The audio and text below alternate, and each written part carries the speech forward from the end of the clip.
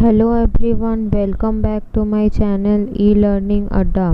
I hope आप सब अपने घरों में सुरक्षित होंगे। तो दोस्तों, आज हम लोग प्रिंसिपल ऑफ टीचिंग के unit number 3 NSQF and analysis of syllabus के कुछ इम्पॉर्टेंट मल्टीपल चॉइस क्वेश्चंस देखेंगे जो कि एग्ज़ाम में काफ़ी बार पूछे जाते हैं।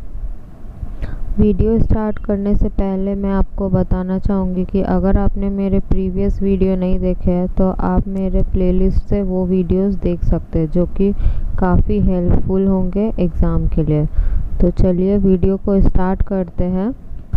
तो दोस्तों, आज का पहला सवाल है, how many domains are described in each level of the NSQF।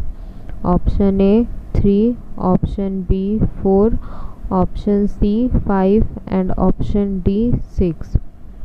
और इस क्वेश्चन का सही जवाब है ऑप्शन सी 5।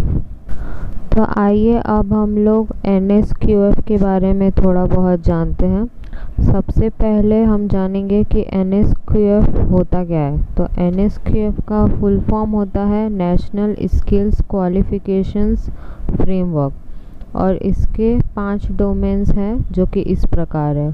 सबसे पहला है प्रोसेस, दूसरा है प्रोफेशनल नॉलेज, तीसरा है प्रोफेशनल स्किल, चौथा है कोर स्किल एंड फिफ्थ है रिस्पॉन्सिबिलिटी। ये है 5 डोमेन्स जो कि NSQF लेवल को डिस्क्राइब करते हैं। Next question number 2, what is the name of the domain in NSQF describe the learner should be able to do। Option A process, option B core skill, option C professional knowledge and option D professional skill. और इसका सही जवाब है option D professional skill. Next question number 3, how the trainee performance in respect of the trades learning outcome are to be recognised. Option A job role, option B specific learning outcome, option C generic learning outcome and option D assessment criteria. और इसका सही जवाब है option D assessment criteria. अब हम थोड़ा assessment criteria के बारे में जानते हैं। The term assessment criteria specify how the student performance in respect of the traits learning outcomes are to be recognized। यानी कि असेसमेंट क्राइटेरिया में स्टूडेंट का परफॉर्मेंस देखा जाता है जो कि ट्रेड से रिलेटेड होते हैं, और they are statements which specify the standards that must be met, the evidence which will be taken to show achievement of learnings outcome। यानी कि स्टूडेंट्स के लिए कुछ पैमाने रखे जाते हैं और उनको उस पैमाने पे खरे उतरना पड़ता है। और लास्ट है, for each trade learning outcome will be assessment criteria is given in the trade syllabus. और जो स्टूडेंट्स के लर्निंग आउटकम है वो सारे असेसमेंट क्राइटेरिया उनके ट्रेड सिलेबस में ही दिए जाते हैं। ओके, आई होप मैं आपको समझा पाई। नेक्स्ट क्वेश्चन नंबर 4 है, what is the name of the learning outcome which is specific to the trade. आपके ऑप्शंस है, option A specific learning outcome, option B generic learning outcome, option C special learning outcome and option D typical learning outcome. और इसका सही जवाब है option C special learning outcome. Next question number 5, which part of the course outline deal with the fundamentals of training. Option A first part, option B second part, option C third part and option D fourth part. और इसका सही जवाब है option ए first part. आइए अब हम लोग training के आउटलाइन के बारे में जानेंगे। An outline of the course called syllabus to be prepared with the trade expert for the development of specific knowledge and skills required by an occupations। यानी कि किसी भी कोर्स के आउटलाइन को हम सिलेबस कहते हैं और सिलेबस ट्रेड के एक्सपर्ट द्वारा बनाया जाता है ताकि उस ट्रेड में स्पेसिफिक नॉलेज एंड स्किल्स के बारे में ट्रेनीज़ को पता चल सके जो कि इंडस्ट्री में काम आता है। नेक्स्ट है the outline of courses are divided into 3 parts.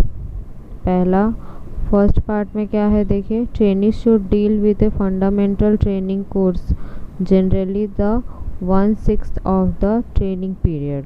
और सेकेंड पार्ट में है कि trainee should acquiring of the adequate degree of skill covering generally 2/3 of the total training period. And third part में है should deal with the intensive aspect of the practical training on completion of the extensive practical training course in the training centers under close guidance and supervision of trainees. This should cover 1/6 period of the training. अब हम लोग बढ़ते हैं next question की तरफ। Next question number 6 है what is the necessity of the analysing the syllabus. Option A to teach from simple to complex, option B to teach from complex to simple, option C to teach from average to simple, and option D to teach from average to complex। और इसका सही जवाब है option A to teach from simple to complex. Next है question number 7 Which learning evaluation is often utilized during the evaluation phase of the AD process? Option A है Kirkpatrick's evaluation, option B Sain-Gestelt's evaluation, option C Kohler evaluation, option D Parler evaluation। और इस question का सही जवाब है option ए Kirkpatrick's evaluation।